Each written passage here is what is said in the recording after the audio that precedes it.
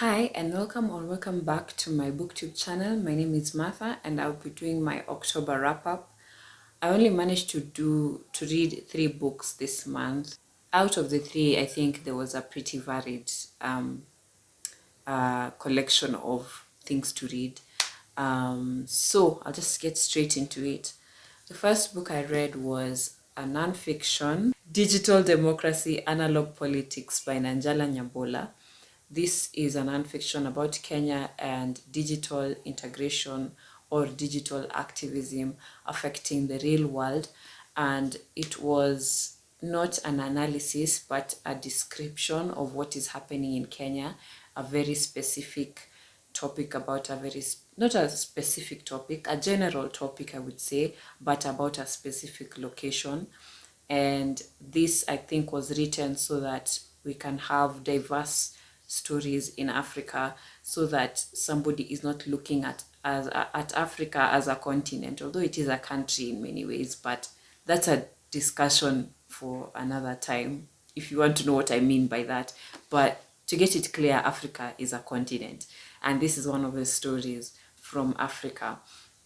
So it was mostly about, examples of how digital integration has affected democracy, specifically how social media as a platform is forcing governments to listen to people who are using platforms as their new public sphere, because old ways of engaging the government and the government leaders have gone. Now it's, harass them on Twitter till they listen, um, and other things like that. So it's also about how much, the government wants digital integration to be a new way of governance, how they've embraced things like M-Pesa or any initiative that has taken off and become viable. Things like that, basically, the government has embraced, but it's as a double-edged sword for them anyway, in that digital activism is also rising, and hashtags and campaigns and all sorts of things are able to make the government listen to people on the ground. And we find that this is the best way to drag them, to make them listen, to shame them on an international stage, because that is, the like a global room of just shouting. If I were to describe Twitter like that, um it was, there are a lot of examples that were given from the Kenyan perspective, like, dragging one day Kenyans on Twitter dragging CNN. The campaign of what is it? My Dress, My Choice was also very successful. How crowdfunding has managed to actually help people where the healthcare system has probably failed, and things like that, like very innovative things that have happened on Twitter as a result of Kenyans coming together, and how this has kind of erased tribal lines and ethno nationalism to a point. Although there's also the dark side of it, like WhatsApp and Telegram, and how these platforms are hard to track in terms of looking for hate speech and things like that, because that's the dark side, I would say, of digital integ no of social media, I would say, tracking such things, because this was also based a lot on the 2013 and mostly 2017 election, because that was when digital integration was brought into voting, and how that was such a big failure. Also, how digital activism is making the government tighten their reins on internet users, I would say, but in a perverse way, because there's little data protection laws for people, like especially for women on Twitter, being sent all sorts of threats every day for doing nothing but asking for their right. Um, and also, these laws that are actually put into place are there to protect people in power, but they're barely help anybody who actually, they do barely help. They're not general enough, and the laws that are actually there to protect anyone's privacy on the internet come from Europe, the GDPR legislation that was passed in the EU. So this is a lot about, like, a lot of critique is there about the gaps that have not been filled by the government. Mainly, maybe they don't want to. They are prioritizing, lawmaking on other things, but it's a critique into this huge hole that has been left and should be like quickly filled, because this is actually, like, if digital um, interaction is the future, then this is a big hole that hasn't been filled. But for reasons that were explained, the government obviously doesn't want to make these protections, because things like, especially with the election, a lot about Cambridge Analytica is discussed, and really opened my eyes to what happened. And it's a very, because that was such a confusing time, and there was so much information coming in. As a Kenyan, it was really eye-opening for me, because I was able to see what happened step by step. Honestly, at that time, I wasn't able to have the know-how, or like to find where everything was happening. There was a lot of back and forth, and it can become overwhelming. But this is like a good text on, that lays out specifically how um, digital colonialism, for example, is happening, and the government is encouraging it. And it's all round a good read. I don't want to explain everything that happens, because you should just go and read it yourself. But it was a very eye-opening, insightful read, very accessible to read as well.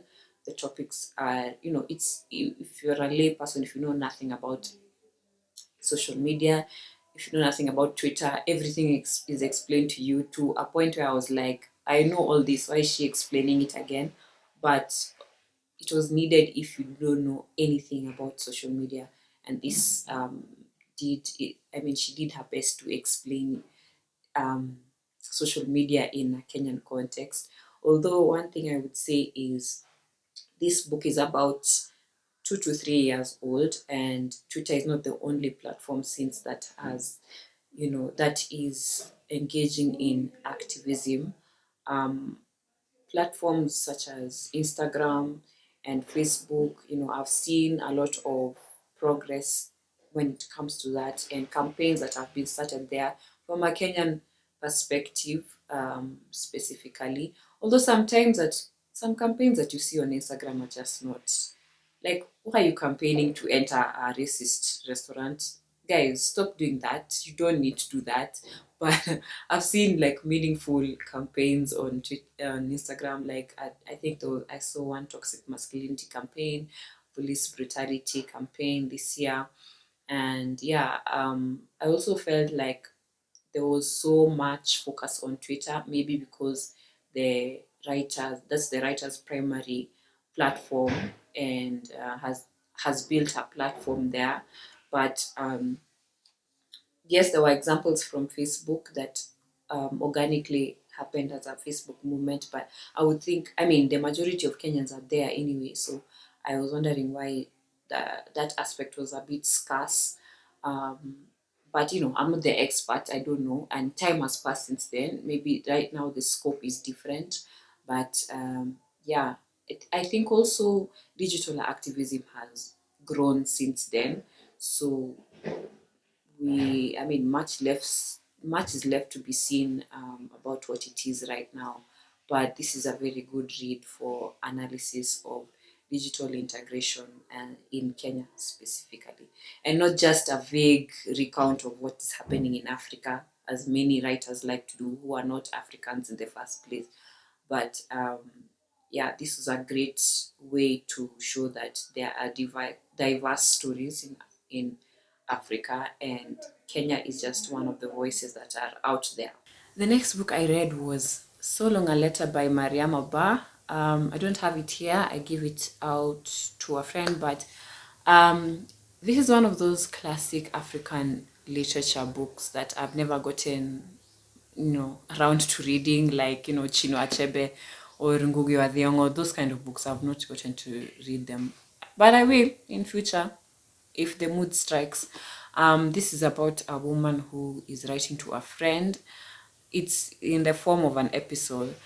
So she's writing to a friend about the events that occur after her husband died, and the things that she has to face now because he's left behind a second wife and children, and she has to deal with in-laws and all that, and men who want to now take advantage of the fact that she's been left with such a huge, no, maybe okay, a sizable fortune, and men who are now re-entering her life and things like that, and her position as a woman in a post-independent, was it Senegal? Yeah. And the things that she has to navigate. So obviously she talks to her friend about how she felt when her husband brought that second wife home, and how how she felt that now men were found, like, were trying to control her life, and it's very feminist, very on the nose. You can tell that she was written in the height of feminism in the 60s and the 70s, which it was. And there are obvious, why I say it's on the nose is because there are very obvious conversations that happen between her and another character, and they're talking about the role of women in governance, and there are not enough women in parliament, or there are not enough women female leadership positions. On one hand, I would say it's very obvious. On the other hand, I don't like how these days that conversation has been set aside to be like, oh, women have arrived, why are we still talking about this, and blah blah blah, you guys have gotten your rights, and whatever the case is. But apart from that, there was a lot of her identity as a woman, as a woman in love, as a wife, which is an identity supposedly, as a mother, and especially as a mother, which was a very powerful thing, that now she has to be in this space where she's not thinking as a person in society, but as her mother, and what her daughter needs, and all her daughter needs is just love, and how she just has to accept her daughter. She bore her, and just how profound a mother's love is for her child. And in the typical African context, you'd probably see parents shunning their children for big mistakes, and the big mistakes are usually either drugs or pregnancy.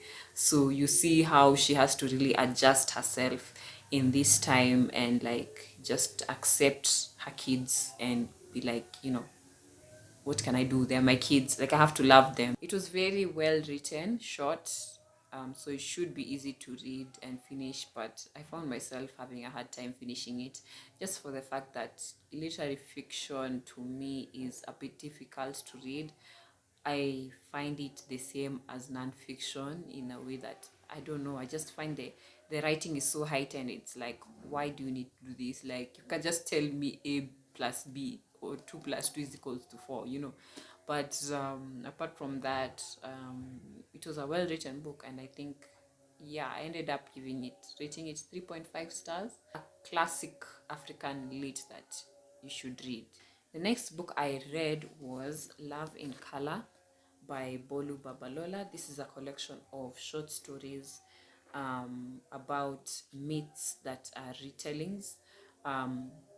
And what the writer does here is subvert those original retellings and center women, because those original myths are very patriarchal, and some of them that I looked up were like kind of cautionary tales that are steeped in misogyny, like women don't do this, or this will happen to you, like, or maybe like, listen to your parents or else you'll marry an ugly man or a poor man, or like, don't be too greedy, basically telling women like to put aside their desires and just go for what they're told to do.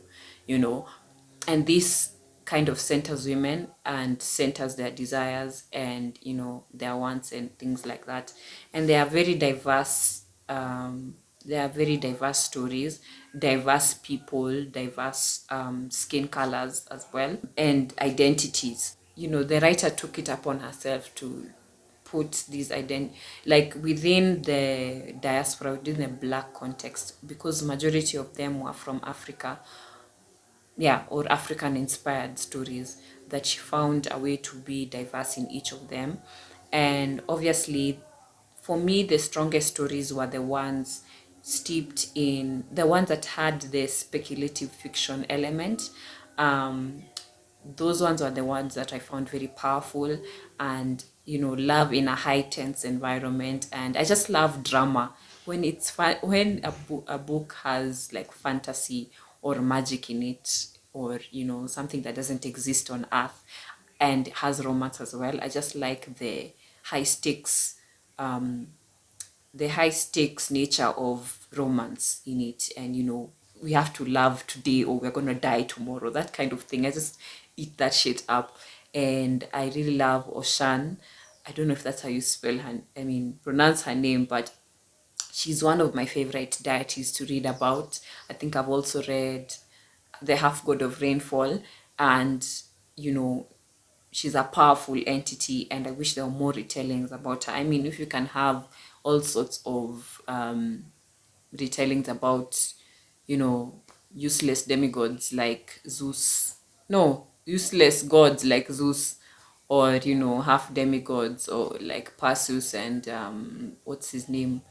That strong guy, Hercules, yeah. I feel like we can have like we should have like basically I'm just telling writers, like, just saturate me with all the Yoruba myths you can find about Ocean. I will read every one of them. But then I felt like the more modern contemporary retellings and the new tales were a bit like hit and miss. Some of them I felt like I was reading a page of black Twitter conversation that crammed everything into it. If it's social justice, it was there. If it's dating, it was there. If it's, you know, what is it, feminism, black feminism, it was there. It like took me out of the story, and when I'm reading, I like to be drawn into the world that doesn't exist. I guess, with contemporaries, the aim or the setting, it all obviously calls for a modern thing and the what is going on currently, but I don't know. Some of them just didn't click with me. But also reading this, I thought that writing romance is very difficult. Like you have to lean into the corny or the cheesy and make it beautiful as well. And, reading some of the original myths, I could see why some choices were made, but others I couldn't see why. For example, insta love. They're short stories, and short stories are not my flavor, but at the same time, most of the stories I could tell, like, they had, if they were majority had established relationships. So if any decision is being made suddenly, I understand. Or for the format, I would understand, because it's like it's the relationship has been established. So even if they decide I'm flying to America tomorrow for love, I understand. But some of the stories I was like, especially for the first meeting stories, I'm like, I don't really buy this. Insta love sometimes doesn't work for me, but I'm a hypocrite. I loved The Sun Is Also a Star, which was totally insta love, but I don't know. I found it hard to believe that a character would throw away their whole makeup, their hardwire, and follow another character because they suddenly feel like, ah, you know, the way they've been treating these guys is not right, and this is what I should go for all of a sudden. Like, I'm going to throw out all my beliefs, even if they are the wrong beliefs, or not exactly the wrong belief, but this is how she was hardwired. If you've read the story, you understand what I'm talking about, but I didn't understand how you can just throw away your whole background for one person. Maybe love is not understandable, but that in a character wise sense, in a story wise sense, didn't make sense to me. Another thing I would say is I wish there were more queer stories. I feel like queer stories are as ancient as time itself and could have definitely gotten space over here. But I mean, there were 10 stories and it's limited. But I don't like making excuses, because if the writer was able to come up with diverse identities across, the diaspora, then a queer story shouldn't be like, the minority just saying, yeah. Apart from all that, I really loved it. I think I most enjoyed, of course, the first story and the story about her parents. I just smiled like reading the story. Like, you can tell she wrote it with care and reverence, and she absolutely adores and worships her parents, and it shone through the book, the story. And yeah, that was like such a beautiful way to close the book, and I'm looking forward to more from Babalola. I think she understands romance. Like, she has started with a decent and lovely debut, so I'm looking forward to more from her. I'm looking forward to, I hope, like, a fantasy romance, like, please, but I think maybe her strength is in contemporary. Maybe she understands that world more. But I was really like intrigued by the stories about gods and things like that. Yeah, I tried to read this for the Black SFF-a-thon, which, I mean, I read, but like, I'm so bad at readathons, I didn't manage to read anything else but this. But this was a very lovely way to close out the month. I think that concludes my wrap up for today, and I will see you in my next video. I might do a Black Feminist Fridays review, so just stay tuned for that, and like, share, and subscribe to my videos, and I will see you next time. Bye.